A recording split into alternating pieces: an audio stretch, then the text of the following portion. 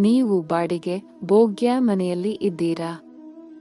ಹಾಗಾದ್ರೆ ಇದನ್ನು ತಿಳಿದುಕೊಳ್ಳಿ, ನಮ್ಮಲ್ಲಿ ಶೇಕಡವಾರು 60ರಷ್ಟು ಜನ ಬಾಡಿಗೆ ಮನೆಯಲ್ಲಿ ವಾಸವಾಗಿದ್ದಾರೆ. ಹಳ್ಳಿಗಾಡಿನಿಂದ ಪಟ್ಟಣ ಪ್ರದೇಶಕ್ಕೆ ಹೋಗಿರುವಂತಹ ಪ್ರತಿಯೊಬ್ಬರೂ ಕೂಡ ಬಾಡಿಗೆ ಮನೆಯಲ್ಲಿ ಇರುವುದರ ಮೂಲಕ, ಅಲ್ಲಿ ಬೇರೆ ಕೆಲಸಗಳನ್ನು ಮಾಡುವುದರ ಮೂಲಕ ವಾಸವಿರುತ್ತಾರೆ. ಆದರೆ ಕೆಲವೊಂದಷ್ಟು ಜನ ಬಾಡಿಗೆ ಮನೆಯನ್ನು ಹುಡುಕುವ ಸಮಯದಲ್ಲಿ ವಾಸ್ತು ಪ್ರಕಾರ ಇರುವಂತಹ ಮನೆಗಳನ್ನು ಹುಡುಕಿ ಅಂತಹ ಮನೆಗಳಿಗೆ ಸೇರಿಕೊಳ್ಳುತ್ತಾರೆ. ಆದರೆ ಪ್ರತಿಯೊಬ್ಬರೂ ಕೂಡ ಈ ರೀತಿಯ ನಿರ್ಧಾರವನ್ನು ಮಾಡುವುದಿಲ್ಲ. ಬದಲಿಗೆ ನಮ್ಮ ಕೆಲಸ ಮಾಡುವಂತಹ ಸ್ಥಳಕ್ಕೆ, ನಮ್ಮ ಮಕ್ಕಳಿಗೆ ನಾವು ಕೆಲಸಕ್ಕೆ ಹೋಗುವ ಸ್ಥಳ ಎಲ್ಲದಕ್ಕೂ ಕೂಡ ಇದು ಹತ್ತಿರವಾಗಿದೆ ಎಂದು ಸಿಕ್ಕ ಮನೆಗಳಲ್ಲಿ ವಾಸಿಸುತ್ತಿರುತ್ತಾರೆ. ಆದರೆ ಯಾವುದೇ ಕಾರಣಕ್ಕೂ ನಾವು ವಾಸ್ತು ಪ್ರಕಾರ ಇಲ್ಲದೇ ಇರುವ ಮನೆಗೆ ಪ್ರವೇಶ ಮಾಡಬಾರದು. ಹೌದು, ನಾವು ನೆಲೆಸಿರುವಂತಹ ಸ್ಥಳವು ಪ್ರತಿಯೊಂದಕ್ಕೂ ಅನುಕೂಲವಾಗಿರುವುದರ ಜೊತೆಗೆ ನಾವು ಆ ಮನೆಯಲ್ಲಿ ಇದ್ದರೆ ಎಷ್ಟು ಅನುಕೂಲವಾಗುತ್ತದೆ, ಅದರಿಂದ ನಮ್ಮ ಏಳಿಗೆ ಎಷ್ಟಾಗುತ್ತದೆ, ನಮಗೆ ಒಳ್ಳೆಯದಾಗುತ್ತದೆಯಾ ಎನ್ನುವುದನ್ನು ಗಮನದಲ್ಲಿಟ್ಟುಕೊಂಡು ನಾವು ಬಾಡಿಗೆ ಮನೆಗೆ ಹೋಗುವುದು ಬಹಳ ಮುಖ್ಯವಾಗಿರುತ್ತದೆ.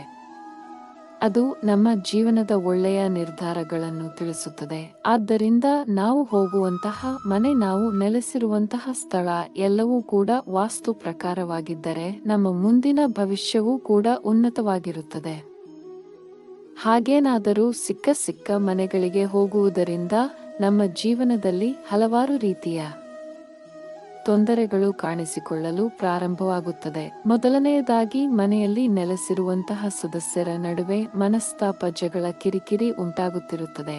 ಹಾಗೂ ಮನೆಯವರ ಆರೋಗ್ಯದ ಮೇಲೆ ಹಲವಾರು ರೀತಿಯ ಸಮಸ್ಯೆಗಳು ಉಂಟಾಗುವುದು, ನಿಮ್ಮ ವ್ಯಾಪಾರ ವ್ಯವಹಾರಗಳಲ್ಲಿ ನಷ್ಟ ಸಂಭವಿಸುವುದು, ಮನೆಯಲ್ಲಿರುವಂತಹ ಮಕ್ಕಳು ತಂದೆ ತಾಯಿಯ ಮಾತುಗಳನ್ನು ಕೇಳದೆ ಅವರದ್ದೇ ಆದಂತಹ ತೀರ್ಮಾನವನ್ನು ತೆಗೆದುಕೊಳ್ಳುವುದು, ಮಕ್ಕಳು ನಿಮ್ಮ ಮಾತನ್ನು ಕೇಳದಿರುವುದು, ಹೀಗೆ ಇನ್ನೂ ಹಲವಾರು ರೀತಿಯ ತೊಂದರೆಗಳು ಉಂಟಾಗುವುದಕ್ಕೆ ಪ್ರಾರಂಭಿಸುತ್ತದೆ.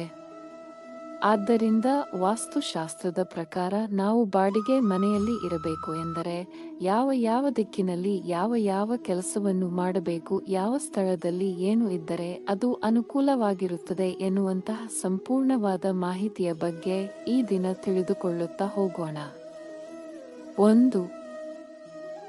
ಮೊದಲನೆಯದಾಗಿ, ಮನೆಯ ಮುಖ್ಯ ಸದಸ್ಯನ ರಾಶಿಗೆ ಅನುಗುಣವಾಗಿ ಯಾವ ಒಂದು ದಿಕ್ಕಿನಲ್ಲಿ ಮನೆಯ ಮುಖ್ಯ ದ್ವಾರ ಇದ್ದರೆ ಒಳ್ಳೆಯದು ಎನ್ನುವುದನ್ನು ತಿಳಿದು ಆ ಮನೆಗೆ ಹೋಗುವುದು ಒಳ್ಳೆಯದು.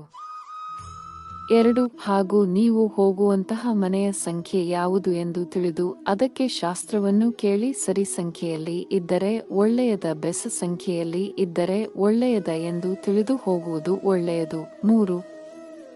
ನಿಮ್ಮ ಮನೆ ರಸ್ತೆಯ ಪಕ್ಕದಲ್ಲಿ ಇದ್ದರೆ ರಸ್ತೆಗಿಂತ ನಿಮ್ಮ ಮನೆ ಕೆಳಗಡೆ ಇರಬಾರದು, 1 ಅಡಿಯಾದರೂ ಮೇಲೆ ಇರಬೇಕು. ಹಾಗೇನಾದರೂ ಕೆಳಗೆ ಇದ್ದರೆ ನೀವು ಮಾಡುವಂತಹ ಎಲ್ಲ ಕೆಲಸ ಕಾರ್ಯಗಳಲ್ಲಿ ನಷ್ಟ ಸಂಭವಿಸುತ್ತದೆ. 4. ಮನೆಯಲ್ಲಿ ಗಂಡ ಹೆಂಡತಿ ಮಲಗುವಂತಹ ಕೋಣೆ ಅಗ್ನಿ ಮೂಲೆಯಲ್ಲಿ ಇರಬಾರದು. ಹಾಗೇನಾದರೂ ಇದ್ದರೆ ಅವರಿಬ್ಬರ ಆರೋಗ್ಯದಲ್ಲಿ ಸಮಸ್ಯೆಗಳು ಉಂಟಾಗುತ್ತದೆ. ಇತ್ಯಾದಿ ಅಂಶಗಳನ್ನು ಗಮನದಲ್ಲಿ ಇಟ್ಟುಕೊಂಡು ಮನೆ ಮಾಡುವುದು ಉತ್ತಮ. ಧನ್ಯವಾದಗಳು.